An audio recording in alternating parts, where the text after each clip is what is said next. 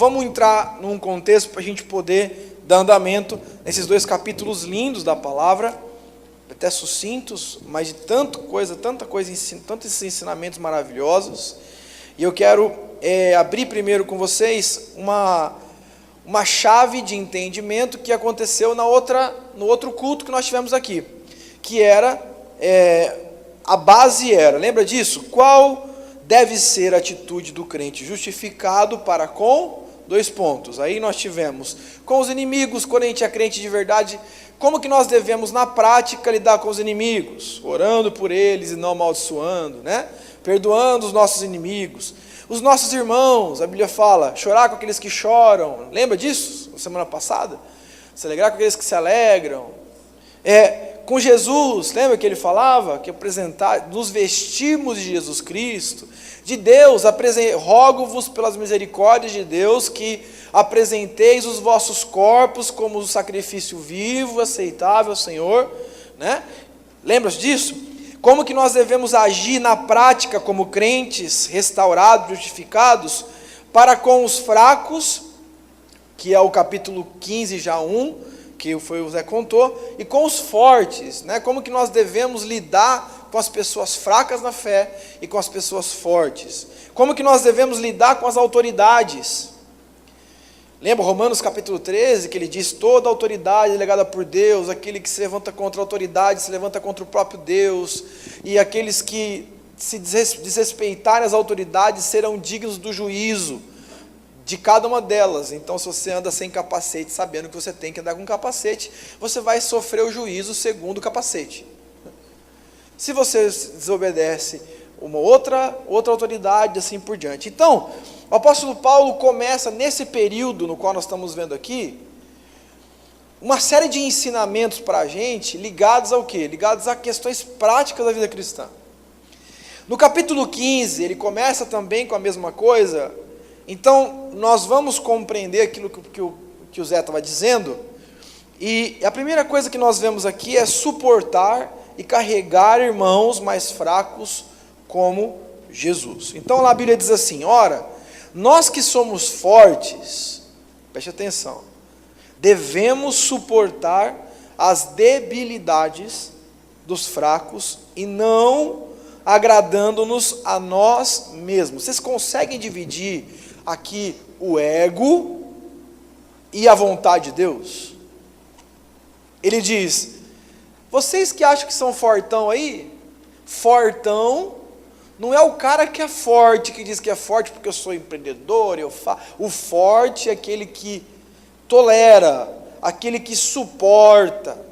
A debilidade, veja bem, não é umas dificuldades, é debilidade dos fracos.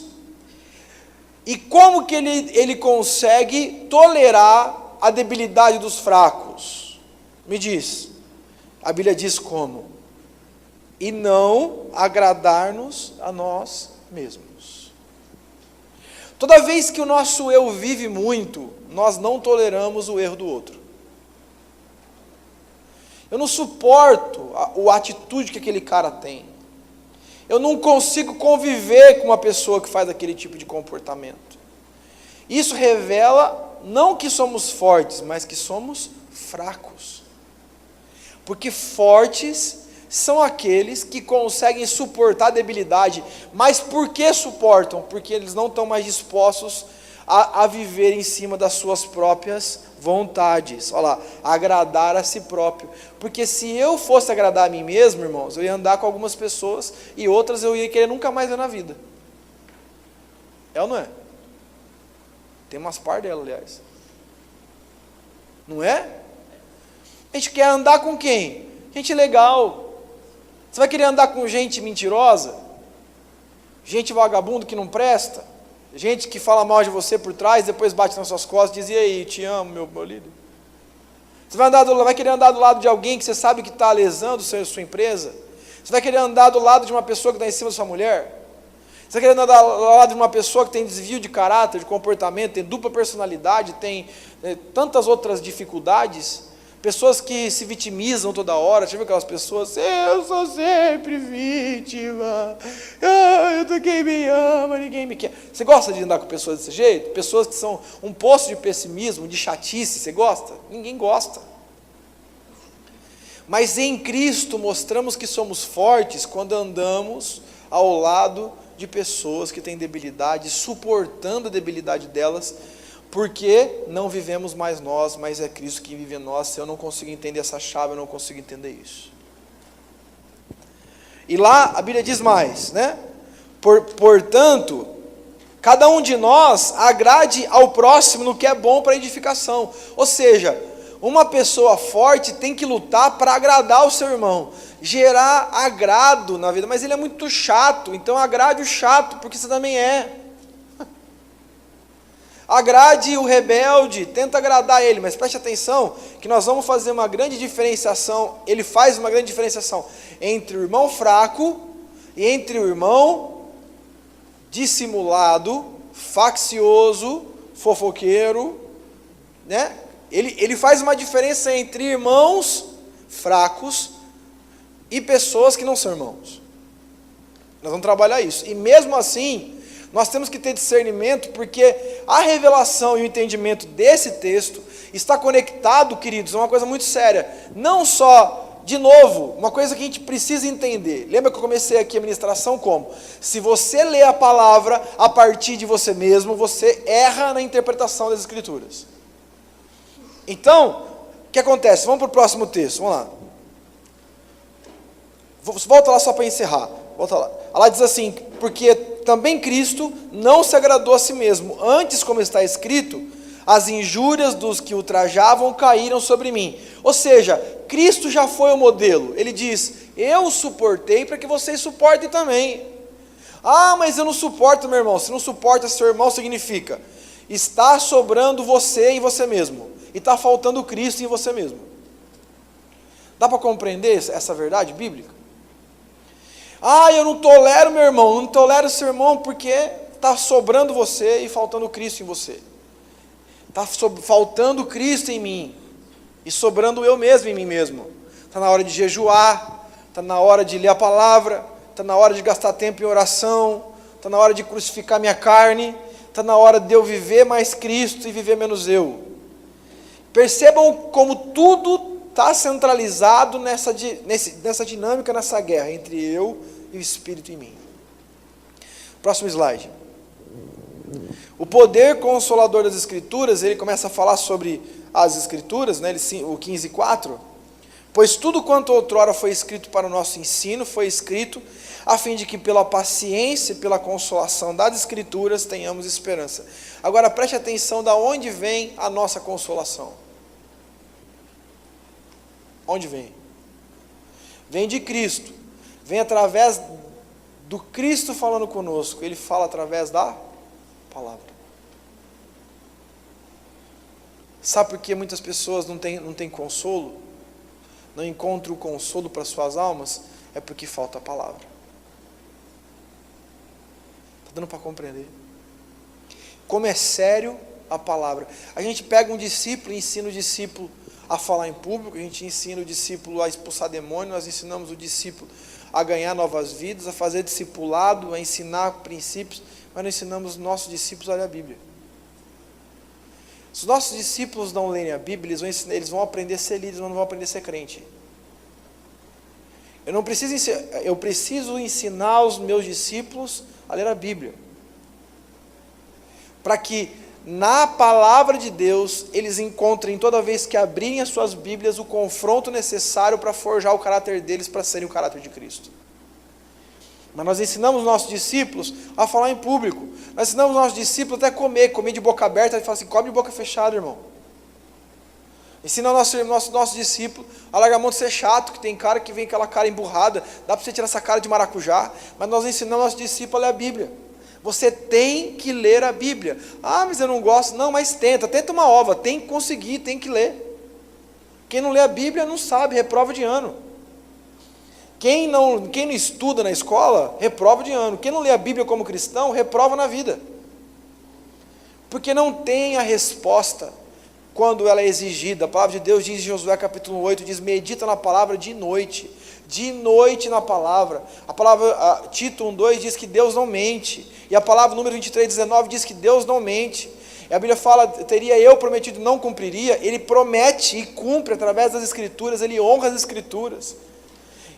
A nossa fé não pode ser amparada em sentimentos, nossa fé não pode ser amparada num culto megalomaníaco ou num culto extremamente emotivo. Nossa fé tem que ser baseado nas Escrituras, porque todas as coisas passam, mas as minhas palavras permanecem para sempre. Esse é o grande segredo da vida cristã. Quando uma pessoa está amparada na sua alma, no seu coração, nos seus sentimentos, ela é volátil, ela é fraca, ela construiu a sua casa sobre areia. Quando ela construiu na rocha Cristo Jesus, que é a palavra, o que é a rocha? O que é Cristo? Cristo é o verbo que se fez carne, então é a palavra, é o logos de Deus, é a palavra viva. Então quando nós estamos alicerçados nossa fé na palavra, nós somos inabaláveis, porque a resposta de todas as nossas dúvidas, todos os nossos questionamentos e nossas confusões, dificuldades, estão no logos de Deus, na palavra de Deus. Existe um termo no grego que chama logos hotheos, que é a palavra de Deus. A palavra de Deus é a palavra que muda a nossa história. Quando nós perdemos a palavra de Deus, o contato com a palavra de Deus, nós perdemos o contato com o protetor. Nós perdemos o contato com a exortação, nós perdemos o contato com o consolo. Agora vocês abram suas Bíblias em Romanos capítulo 15:4, e você lê lá, pois tudo quanto outrora foi escrito aonde? Na palavra, foi para o nosso ensino que foi escrito, para nos ensinar, para nos doutrinar, a fim de que pela paciência e pela consolação das Escrituras, tenhamos esperança.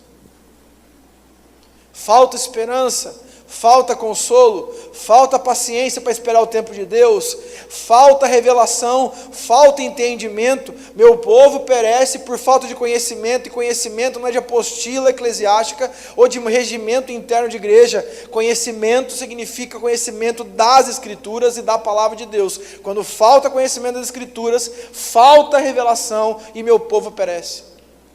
Está dando para compreender, queridos? A palavra profecia, quando não há profecia, o meu povo perece. Profecia é a proclamação das Escrituras. As Escrituras, queridos, é a nossa grande base. Quando falta Escritura, falta solidez na nossa espiritualidade. Quando a pessoa, eu já cansei de ver isso daí. Lembro que um dia eu sentei lá em Londrina com um cara, um membro de uma igreja que fazia 7 meses que estava numa igreja adventista do 7º dia. Ele sentou comigo no terminal, nós estávamos no terminal de ônibus, sentei no ônibus junto com ele, do lado dele. Eu comecei a falar, você é seminarista? Eu falei, sou seminarista, fazendo teologia aqui. Ele falou assim, que legal, eu estou indo na igreja adventista do 7º dia. Ele falou assim, cara, mas você sabe que eu guardo o sábado. Eu falei, mas por que você guarda o sábado? O cara me deu um tratado teológico porque ele guarda o sábado. Aí eu fico pensando, e quantas vezes eu vi, por que você dá dízimo? Sei lá, só sei que o pastor disse que para fazer eu faço. Por que você não fica, irmão? Eu não fico porque, sei lá, porque diz que não é para fazer, eu não faço. Por que você não mente? Sei lá, porque Deus não gosta. Mas aonde Deus não gosta? Aonde? Aonde está? Deus não gosta. Aí você pega, queridos, porque a fé é embasada na experiência coletiva de um culto, e não, a fé não é embasada na plenitude das Escrituras. E quando não tenho lembre-se da revelação de Adão e de Eva, quando a serpente chegou para conversar e para tentar, ela foi direto em Eva. Não porque a mulher era mais fraca, mas porque a mulher tinha ouvido a palavra de Deus através de uma outra pessoa, ou seja, a instrução que Eva recebeu de Adão e não do próprio Deus. Quando eu ouço a voz de Deus pelas Escrituras, eu tenho solidez de convicção. Quando eu ouço alguém dizer que a palavra de Deus diz isso, eu perdi força nas minhas convicções, porque eu não recebi do próprio Deus, eu tenho uma interferência humana no meio do caminho. Por isso que nós precisamos receber do próprio Pai. E a palavra pura de Deus é você abrir as Escrituras e mergulhar nela. Ela, a palavra e você e ela. Muitas pessoas eu vejo assim, eu sinto que Deus não fala comigo. Deus fala com a gente que não ouve, porque nós estamos esperando algum profeta enfiar o dedo na nossa cara e dizer assim diz o Senhor, sendo que a palavra de Deus diz toda hora, assim diz o Senhor, e eu não creio, porque nos falta entendimento, que as Escrituras são a palavra de Deus.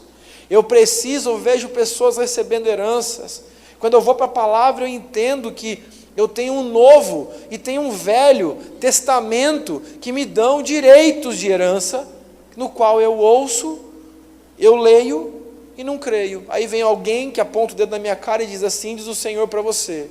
O Senhor tem alegria na sua prosperidade. Eu choro que nem um louco, como se isso fosse uma novidade, porque isso estava sempre nas Escrituras. Está dando para compreender isso não? Quero dizer para você, assim diz o Senhor, eu quero restaurar seu casamento, e a gente chora,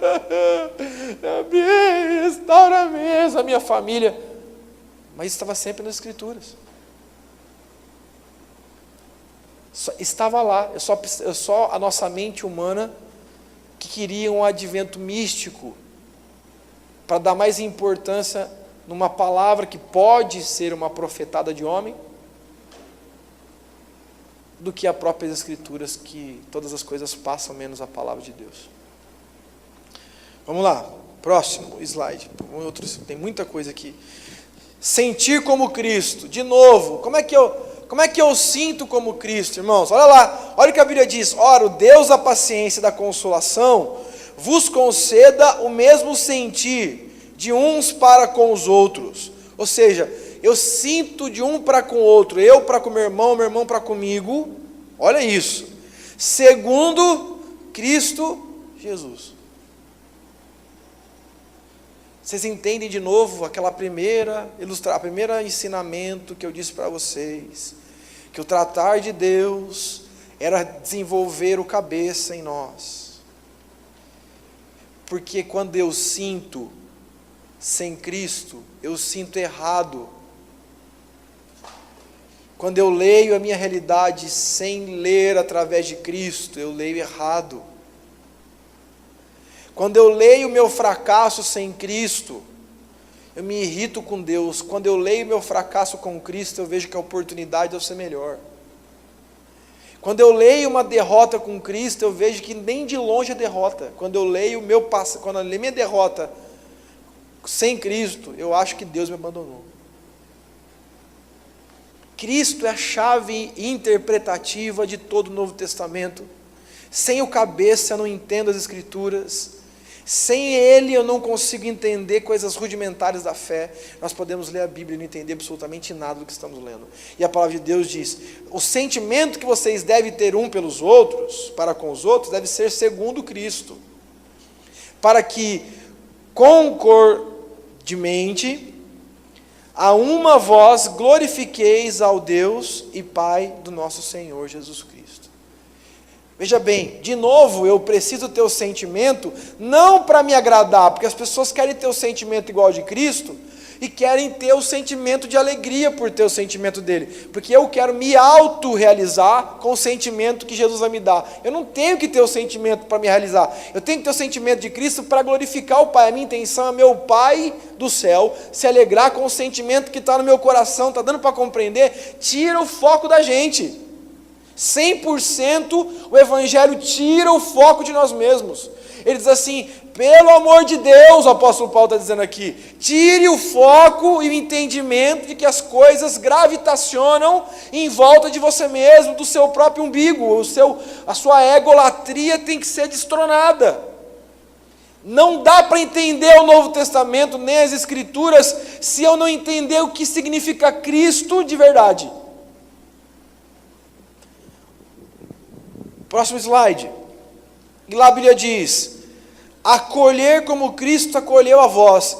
Olha lá, de novo, vocês têm que praticar uma ação como Cristo a praticou. Vocês têm que ter um sentimento como Cristo tem. Vocês têm que ter uma mente como a mente de Cristo. Vocês têm que amar como Cristo amou. Novo mandamento vos dou, diz em João, que vos ameis como eu vos amei.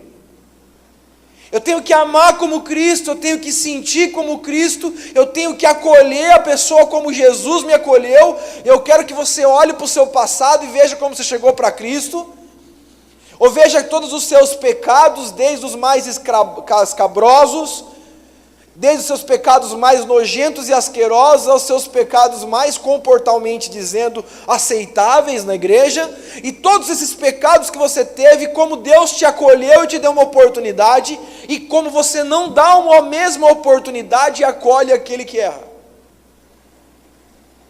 Por quê? Porque Cristo deixa de viver, e nós vivemos.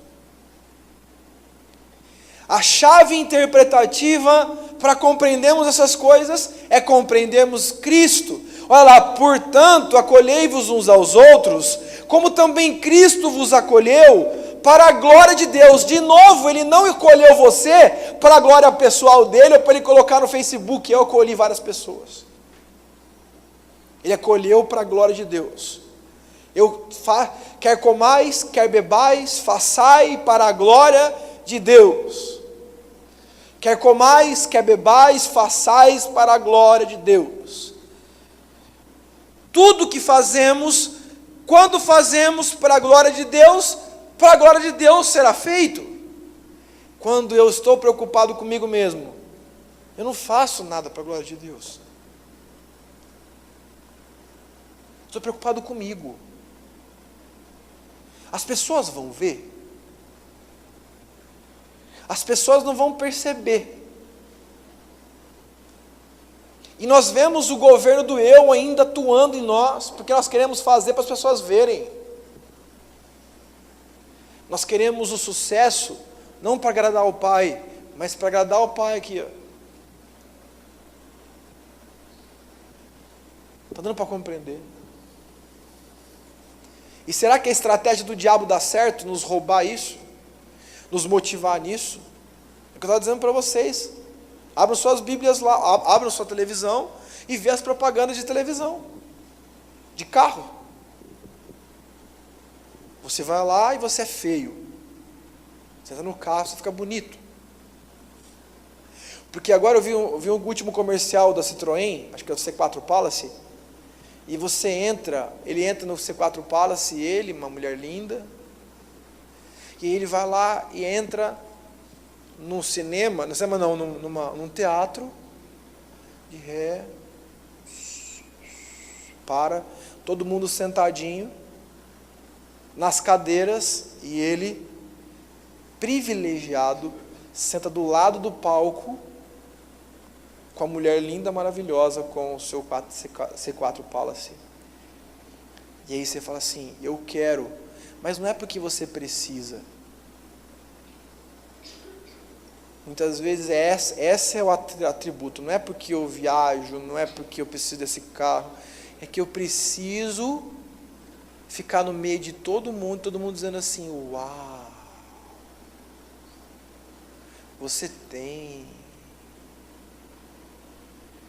E isso acontece com a gente toda hora.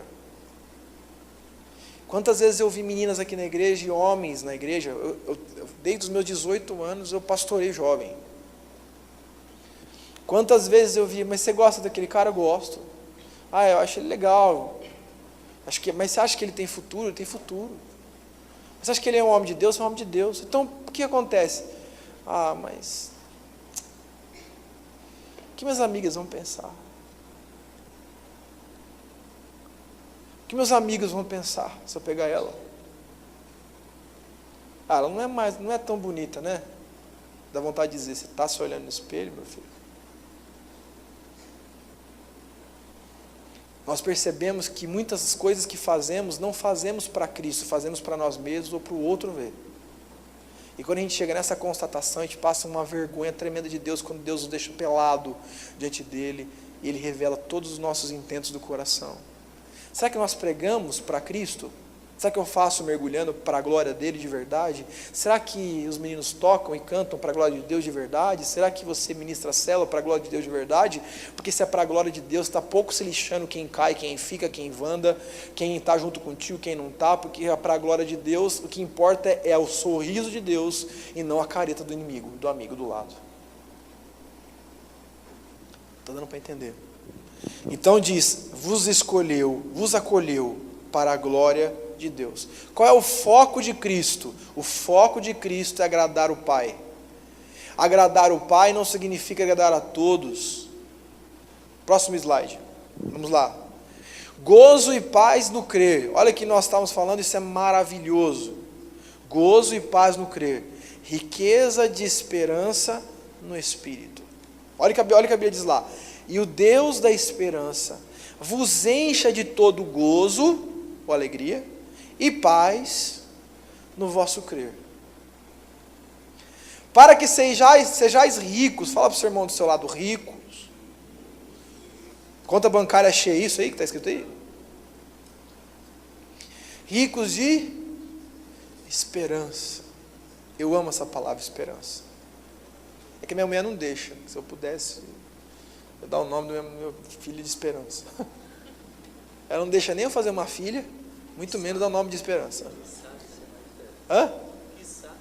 Que é, pelo amor de Deus. Olha o que a Bíblia diz. E o Deus da esperança vos conduza em todo gozo e paz. Gozo e paz, alegria e paz, aonde?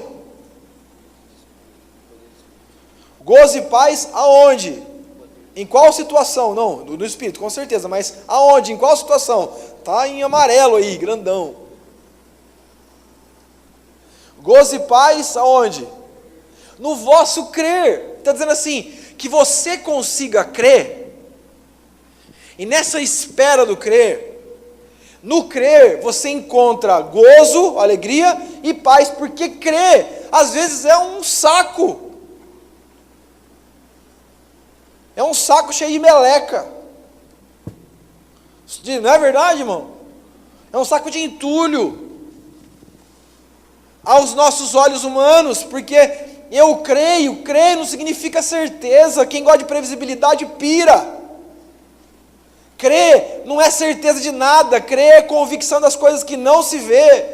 Ele diz que Deus conduza, o Deus da esperança, conduza o vosso crer, aonde? No gozo e na paz, para que no tempo que você está esperando, crendo, você não fique triste e sem paz. Para que sejais ricos, porque aí nós somos ricos em esperança, porque se no crer eu tenho o quê? Paz e gozo, então eu tenho esperança no Espírito. É muito linda essa escritura, gente, muito linda. Ler a palavra é mergulhar nela, se destrinchar a Bíblia, é tanto ensinamento que a gente não consegue nem guardar tudo. Próximo slide, olha lá o que a Bíblia diz. Isso é uma coisa que eu queria falar com vocês, que isso é muito sério. Oferta a Jerusalém. O apóstolo Paulo fala de uma oferta a Jerusalém, porque aprove a Macedônia e a Caia levantaram uma coleta em benefício dos pobres dentre os santos que vivem em Jerusalém. Isso lhe pareceu bem, e mesmo lhes são devedores, porque se os gentios têm sido participantes dos valores espirituais dos judeus, devem também servi-los com bens materiais. Por isso que todo ano nós levamos uma oferta missionária para Jerusalém. Uma oferta para atender os pobres, os refugiados de Jerusalém. Então, para mim, isso é uma primícia do reino, uma primícia da palavra, né, que eu faço questão de levar todo ano uma oferta, ou se eu não for para Jerusalém, se eu não for para Israel, mesmo se eu não vá, eu quero ser uma bênção enviando uma oferta para Jerusalém, porque isso é um princípio de Deus, é um princípio, um ensinamento da palavra que o apóstolo Paulo nos dá. Próximo slide. 2 pedidos de oração do apóstolo Paulo ele convoca a igreja de Jerusalém, fala assim: igreja de Jerusalém, eu quero que vocês lutem comigo uma guerra, em oração. Ele olha lá que ele diz: rogo-vos, pois, irmãos, pelo nosso Senhor Jesus Cristo, também pelo amor do Espírito, que luteis juntamente comigo aonde? A guerra contra os romanos? Fala assim: juntamente comigo nas orações. A Deus a meu favor, está dizendo assim: ore por mim, para que eu me veja livre de quem, irmãos?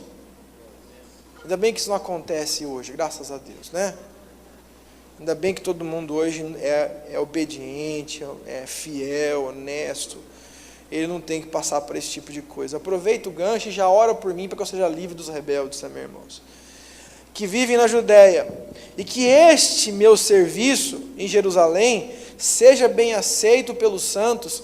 Nós temos aqui, queridos, próximo slide, 2 ensinamentos, 2 pedidos de oração que ele tem. O primeiro deles, pode colocar o slide, é para que ele seja livre dos rebeldes.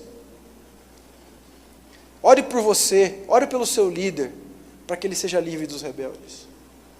Existe uma coisa que desgranha a alma de um líder, chama rebeldia. Gente má fé, gente desleal, caluniadora, gente que desagrega, gente que fala, que tenta destruir o reino de Deus sem pudores. Essas pessoas se acotovelam dentro das igrejas. E muitas vezes, se a gente não se preocupa, a gente não cuida do nosso coração, nós tornamos iguaizinhas a elas.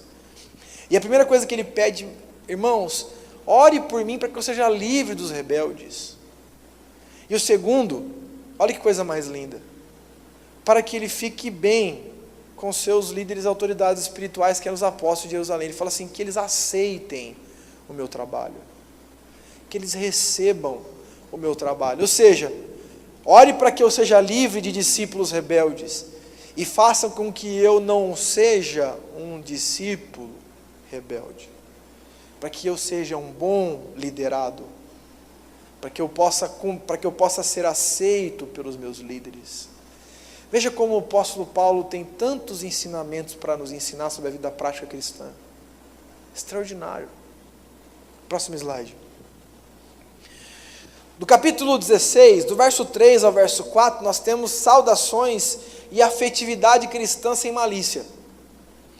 Então, ele vai falar: saudai o vosso irmão, não sei o quê. Saudai Priscila e Áquila, né?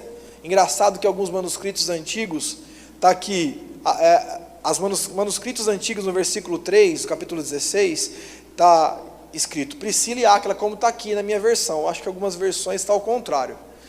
Tá, Áquila e Priscila, porque nas traduções eles acharam que era necessário colocar o homem na frente da mulher. Mas, eu não sei se vocês sabem disso, existem alguns historiadores e teólogos que acreditam que o livro de Hebreus foi escrito por Priscila, que era uma guerreira da igreja primitiva.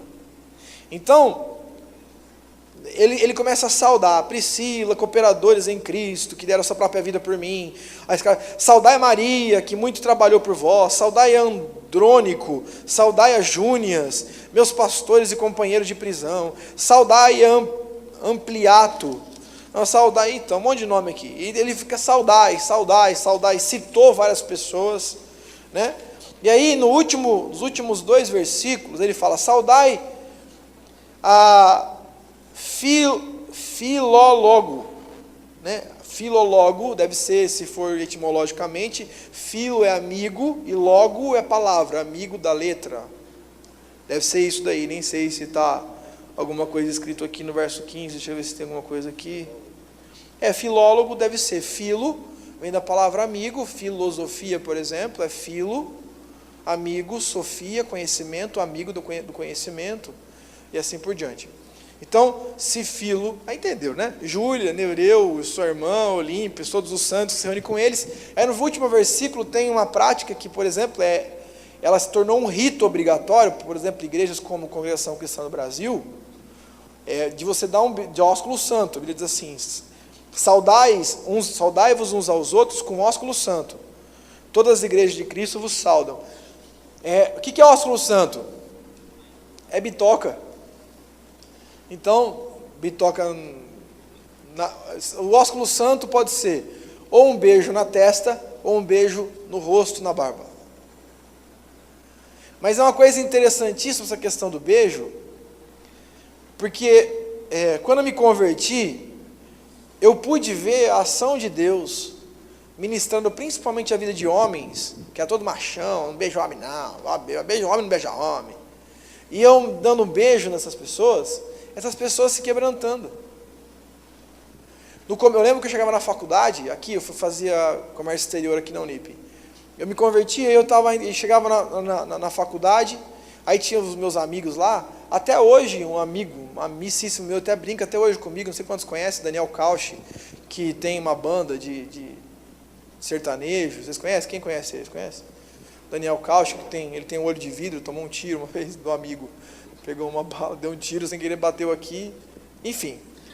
E aí eu chegava lá e ele é todo cowboyzão, meu amigo, não, mas não foi tiro de violência, foi tiro acidental. Eles estavam brincando com a arma do pai, aí o menino que pegou a arma e disparou a arma, o tiro bateu aqui nesse olho aqui, bateu aqui nesse osso e passou por trás e aqui nesse olho, e saiu nesse olho aqui. Então ele tem 20% desse olho só funcionando, e esse daqui é um olho falso, né? Porque já era o olho. Mas foi salvo, né? E aí a gente foi salvo da morte, né? Mas até hoje a gente conversa, até hoje ele fala, vem cá, meu pastor beijoqueiro. Ele fala, vem cá, eu tô certo, a Bíblia está errada, ele fala. Eu falo assim, será? Ele falou assim, não, eu estou brincando, a Bíblia está certa, eu que estou errado, eu preciso mudar de vida. Assim, ora por mim. Mas ele é um querido. Então ele diz lá, saudai-vos uns aos outros com o ósculo santo. Né? Beijai-vos uns aos outros mesmo, é o que a Bíblia diz. É isso que ele está dizendo, em outras palavras. Né?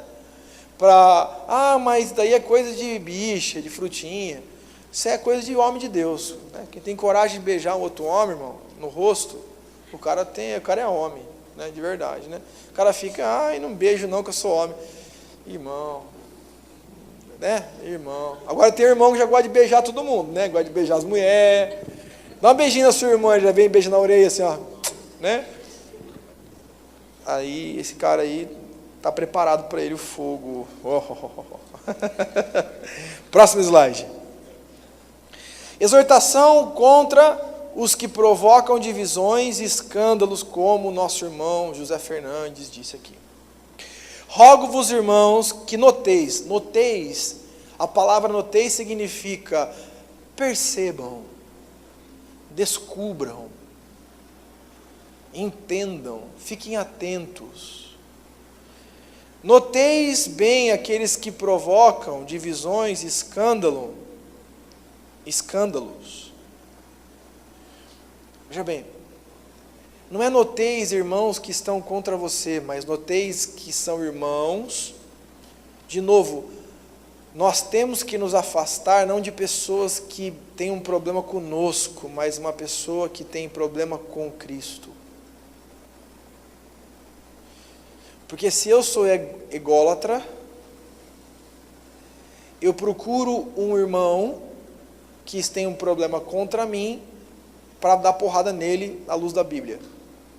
A Bíblia não diz para eu me afastar aqui, porque no final do versículo, afastai-vos deles, não diz para se afastar de quem provoca um problema com você, mas com a pessoa que provoca divisões e escândalos aonde? Na Santa Igreja, protegida pelo Senhor. E essas pessoas provocam desacordos e escândalos em desacordo com quem? Contra um líder? Não, contra a doutrina que aprendeste. De novo, o direito de me afastar de alguém não está conectado a um problema pessoal, está ligado ao direito que eu tenho de me afastar quando isso fere a doutrina de Cristo Jesus, denigre a igreja do Senhor e provoca dissensões. Isso é maravilhoso. Porque se eu leio esse texto, numa perspectiva egocêntrica, eu digo assim, lá, o irmão que provocou lá um problema lá, eu tenho que me afastar dele. Você tem que se afastar de quem tem um problema com a igreja. A Bíblia diz, se o seu irmão tem um problema com você, você tem que deixar o que está a sua oferta lá e vai acertar com o seu irmão. Isso que a palavra de Deus diz. Só que nós aprendemos dentro da igreja, desculpa a palavra, vou falar uma palavra dura, nós aprendemos a ser frouxos e desleais dos nossos relacionamentos. Frouxos. Eu sei que o irmão tem um problema comigo, eu finjo que não sei e deixo ele lá no canto dele. Eu não quero nem saber, me afastei dele, porque a Bíblia diz que aquele que provoca divisão, sai fora, afastei. Está errado, a palavra de Deus vai e tenta, não conseguiu, agora não quero mais saber dele, não, agora você vai lá com um líder da igreja e vai se acertar com ele. Não conseguiu, irmão, agora você entrega ele, porque a situação dele vai ficar feia para o diante do Senhor. Gente, sabe qual é o problema da gente? Da gente, eu me incluo no pacote, é que a gente vive muitas vezes um evangelho fora da palavra. O irmão fez alguma coisa com a gente, sabe o que a gente faz? Vai para o inferno, não quero nem saber a cara dele, eu não aguento mais ele, não suporto, porque não é porque eu sou forte, porque eu sou fraco. Romanos capítulo 15, verso 1. Se eu sou forte, eu suporto o meu irmão nas suas debilidades. A palavra debilidades vem de débil. Eu suporto porque eu sou forte, você não suporta porque eu sou fraco. Eu estou assinando um atestado que a minha espiritualidade é fraca, porque eu não consigo acolher como Deus me acolheu, eu não consigo suportar como Deus me suporta. E a gente tem uma grande tendência, eu estou dizendo a todo mundo, até a mim, de pessoalizar o direito de excluir pessoas da nossa vida, porque eles têm um problema com a gente. Vou dizer uma coisa para vocês, todas as pessoas que querem ter o caráter de Cristo, terão pessoas para os perseguirem, todas. Jesus diz assim em João capítulo 6, a Bíblia diz assim, como o servo não pode ser maior que o seu Senhor? Se o Senhor Jesus foi perseguido, como não seremos perseguidos nós? Eu quero tanto que o meu filhinho sente a sua direita e o outro a sua esquerda, Jesus. Jesus olha para ela com cara de desdém e diz para ele assim, você sabe o que você está me pedindo? Porque para sentar do meu lado, da direita e da esquerda, tem que beber do mesmo cálice que eu. Beber do mesmo cálice que eu significa ir para uma cruz e rugir de dor nela, sem proferir uma palavra de maldição contra os meus ofensores, sem lançar uma palavra de autojustificação ou de defesa de si próprio, ao contrário, morrer numa cruz antes mesmo de morrer a carne na cruz. Porque o grande atributo de Jesus não é morrer numa cruz, é ele ter morrido antes da cruz chegar. Ele já estava morto antes de ir para a cruz. Por isso que na cruz ele morreu. Porque se ele tivesse vivo, antes de ir para a cruz, ele tinha dado um Hadouken em todo mundo, Hadouken, pá, explodido todo mundo e diz assim, pelos poderes de Deus, manda fogo em tudo e consome. Pronto, acabou, não tem mais gente, ninguém, só ele. Mas ele estava morto. Porque ninguém compreende as Escrituras vivo. Ninguém compreende Cristo vivendo. Ninguém compreende o reino de Deus enquanto não morrer e não nascer de novo da água do arrependimento e do Espírito que sai do trono. Se eu não nascer do Espírito, eu não entendo o reino de Deus. A Bíblia diz, aquele que é nascido da carne é carne. Aquele que é nascido do Espírito é Espírito. E ponto final. Dando para compreender.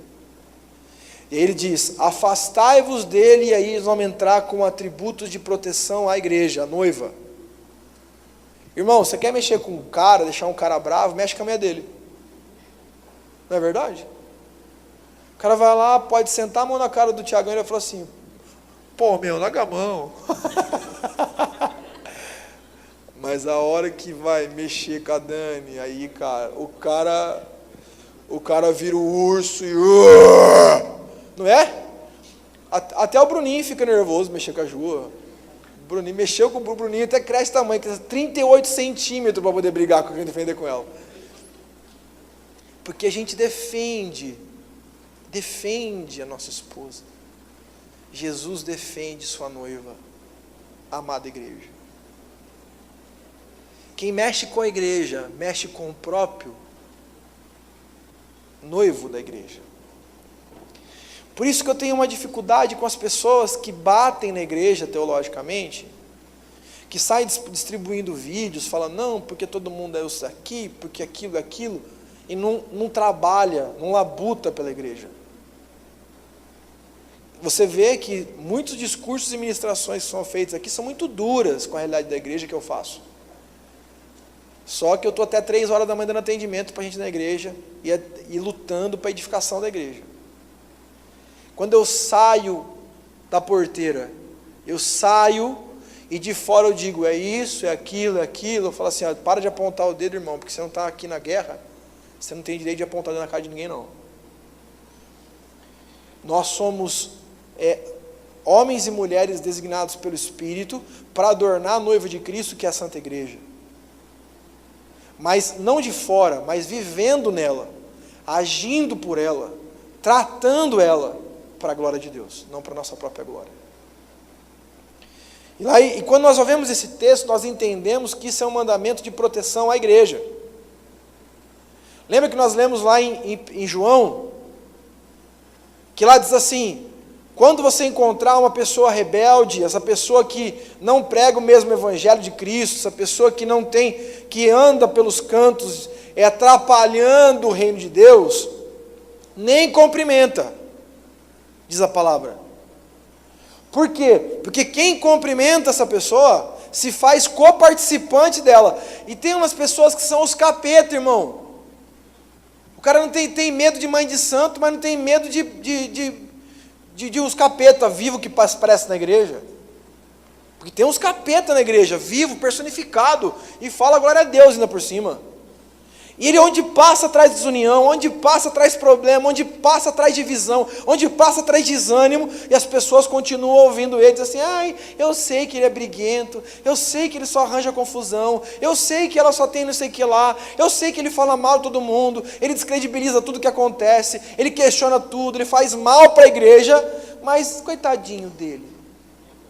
Ah. O cara fala, você dá ouvido, você nem concorda. Às vezes sai dizendo que você que passou. Não há dúvida. Você vai lá, o cara vem, senta com a gente, ele abre a tampa do vaso, que vai ser seu coração e o meu, e começa a diarrear nele lá. Aí você vai lá e fecha, dá descarga e fala assim, me livrei disso, não aceito para a minha vida. Já foi, já engoliu. E fora que esse cara vai sair contando para todo mundo que você recebeu e você concorda com ele. Isso é praxe, né? Então ele diz, vamos ao próximo slide. A natureza de quem provoca divisões está no verso 18, e de novo nós vamos entender a chave que nós começamos, lá no começo desse estudo. De novo, nós vamos aprender, batendo, encucando nas cabeças, até de entender. Olha lá, porque esses tais não servem a Cristo, eles não estão preocupados com Cristo, eles não estão preocupados com a igreja, eles não estão preocupados com os novos convertidos, eles não estão preocupados com as famílias que vão ser dissolvidas, não estão preocupados com o cara que era alcoólatra e vai voltar a beber, não estão preocupados com o menino que usava droga e vai voltar a usar droga, eles estão preocupados consigo próprio, porque eles servem a si mesmo o seu próprio ventre. E com suave palavras e lisonjas, engana o coração dos incautos, daqueles que estão desatentos. Porque essas pessoas, elas têm uma habilidade de lisonjear a gente. Então ele chega e diz assim, cara, Fausto, eu vi você é um cara trabalhador, viu, cara? Puxa vida, trabalhador pra caramba. Fala assim, você acha? Não, você é, meu. Inteligente, cara. Nossa, inteligente pra caramba. Assim, às vezes eu fico pensando assim, né, uma pessoa tão inteligente igual você, sendo liderado por uma pessoa que não tem formação, mas isso é muito lindo, assim, sabe? Mas deve ser difícil, não é não? Ou não é muito... Eu queria falar com você assim, sabe que o Danilo Galvão, eu vejo que você é um cara muito espiritual, velho. Eu vejo que você é um cara que gosta muito de intercessão. Não, de verdade, a igreja Shaddai precisa de intercessores como você. Eu sinto que a igreja Shaddai não tem intercessão. Por isso que a igreja está passando umas guerras. Mas, você tem a revelação. Chega lá no apóstolo, dá uma pressionada nele e fala, apóstolo, você tem revelação. Os caras não têm. Olha o ego do cara, ó. Ele fala, é verdade, eu sou intercessor. É verdade, eu sou intercessor. É verdade, eu tenho essa revelação. Eu tenho esse entendimento. O cara já começa a subir. Eu tenho, é verdade, eu tenho. Morreu, cara. Mas esses caras são hábeis. Ele chega assim e fala assim, irmão, deixa eu dizer uma coisa, você é mentiroso, hein? Ele fala assim, você é espiritual, hein? Olha, eu tenho certeza que se você orar por mim, minha vida vai mudar. Aí o cara fica, é mesmo? Olha o ego. Olha o ego. Olha o ego. O ego é sempre o caminho. Eva, coma da árvore da vida? Árvore da vida. Não, porque se você comer da árvore da vida, você vai ter conhecimento do bem e do mal, e Deus não quer que você tenha esse conhecimento, porque se tiver, então você vai ter um conhecimento que você não tem. Significa, você vai ser melhor do que você vai faturar. É desobediência? É, mas, bom. Foi. O ego. O alto prazer, a autossatisfação. Sempre foi o grande queijo da existência desses ratinhos aqui. É aquilo que nos levava para as grandes arapucas e a artimanha das trevas para a gente. O ego. DJ Ercioli, você, meu Deus, você é o melhor dia que eu já vi na minha vida. Cara, você toca demais, meu. Você tem que ir, você tem que ir para Globo, cara. Verdade, meu. Você não pode mais fazer nenhum evento. Cara, aí eu fiquei olhando assim, cara, o potencial que você tem, meu. Aí eu vi você fazendo uma festa, né? O Shaddai. Lá tinha quanto? 100, 200 jovens. Ganhou quanto? Nada, foi oferta. Não é possível. Cara, você tem que ser profissional, velho. Com esse talento que Deus te deu, você não pode ofertar, velho. Não, o outro cara não vem colocar a luz lá na igreja, não cobra, o técnico lá, você vai tocar, cobra também. Porque você é o cara, meu. Daqui a pouco, você vai tocar, pode cobrar 2.000, cara, 3.000 para fazer uma festa. Porque os caras do mundo cobram 50.000 para fazer uma festa. E você vai cobrar 2, tá bom. É verdade.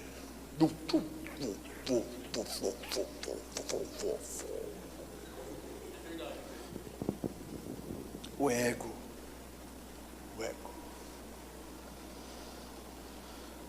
E aí, percebam que ele diz, eles servem sim o seu próprio ventre, e com suas palavras de lisonjas enganam o coração dos incautos. Olha, eu vi que você está se dedicando tanto à obra de Deus. Cara, eu estou feliz de estar se dedicando tanto à obra de Deus. Mas posso dar uma dica? O quê? Cuidado. Porque não se dedique tanto à obra de Deus e esqueça sua família. Cuida da sua família. E aí depois que a família desgraçou, chega para a igreja e diz, apóstolo, meu filho não quer mais ir na igreja. Mas você não quis cuidar tanto da sua família? Minha avózinha foi crente a vida inteira. Criou 14 filhos. Hoje, muitas igrejas de Araraquara tem metade, 1/3 da igreja, é só de parente meu. Só de Cerqueira Leite. Eu falei assim, vó, tanto filho crente que a senhora tem, tanto neto crente que a senhora tem. Ela falou assim, sabe o que acontece, William? Eu ia para a igreja todo dia. 14 filhos. Tem gente que tem meio filho e já não quer mais vir na igreja.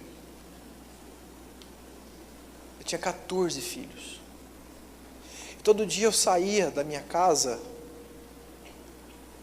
e quando eu saía da minha casa em direção à igreja, eu morava na frente da minha sogra. Eu falei, que inferno. E aí minha sogra abria a porta e ficava me esperando 7 horas da noite, porque ela sabia que eu estava saindo para ir para a igreja.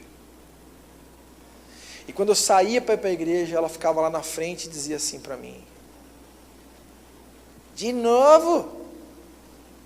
Esses meninos vai ser tudo malandro.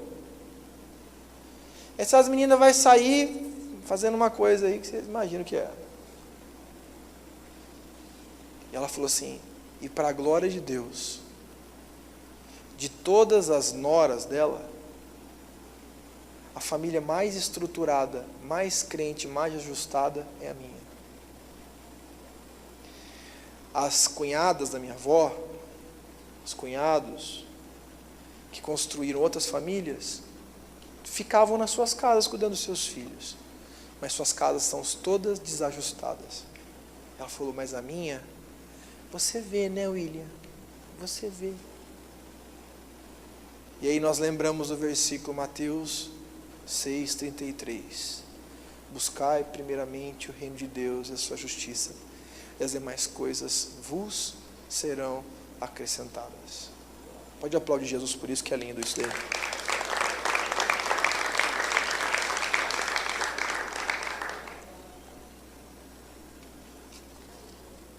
E último, vou encerrar. Nossa. Não, tem outro aqui ainda. A natureza do cristão espiritual. Qual é a natureza do faccioso? É servir o seu próprio ego? A natureza do cristão espiritual é o quê?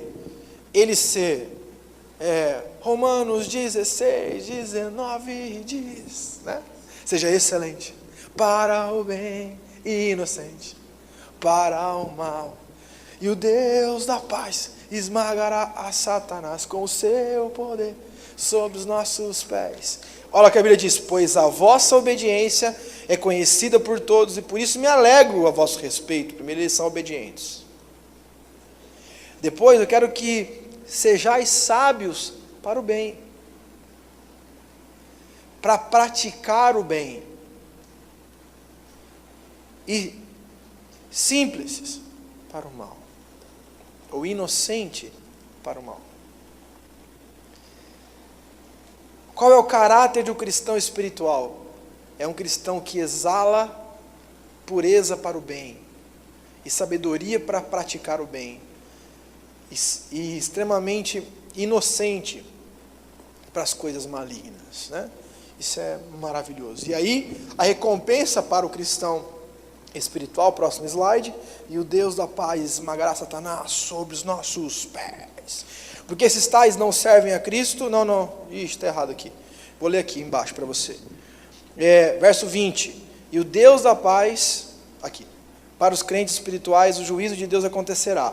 Qual é o juízo de Deus? Não é mal para a gente, juízo é bênção também. Diz assim, e o Deus da paz em breve esmagará debaixo dos vossos pés. Preste atenção uma coisa interessante. Ele está dizendo, para você que vive em simplicidade, em conhecimento, em sabedoria para o bem, e inocência para o mal, Deus vai esmagar o Satanás aonde? Debaixo dos seus pés.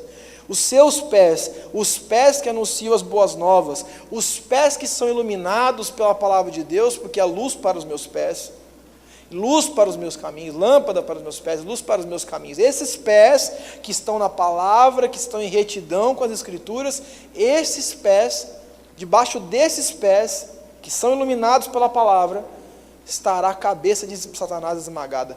Mas não é em qualquer um, é aqueles que são inocentes para o mal e excelentes para o bem.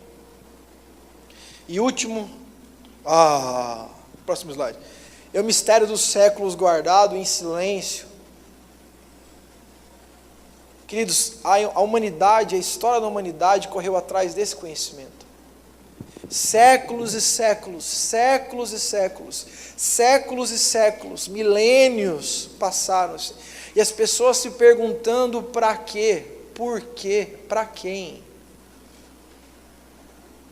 O mistério dos séculos foi revelado. Ora, aquele que é poderoso para vos confirmar segundo o meu evangelho e a pregação de Jesus Cristo, ou seja, a base da pregação é Jesus Cristo, conforme a revelação do mistério guardado em silêncio nos tempos eternos e que agora se tornou manifesto e foi dado a conhecer por meio das escrituras proféticas, próximo, segundo o mandamento do Deus eterno, para obediência por fé. Entre todas as nações, ao Deus único e sábio, seja dada a glória por meio de Jesus Cristo, pelos séculos dos séculos. O mistério dos séculos é a glória sendo dada a Deus por meio de Jesus Cristo. Como ser santo? Através de Cristo. Como conhecer Deus? Através de Cristo, pois aquele que vê o Filho vê o Pai, quem vê o Pai vê o Filho. Como que nós entendemos nosso propósito na terra? Através de Cristo.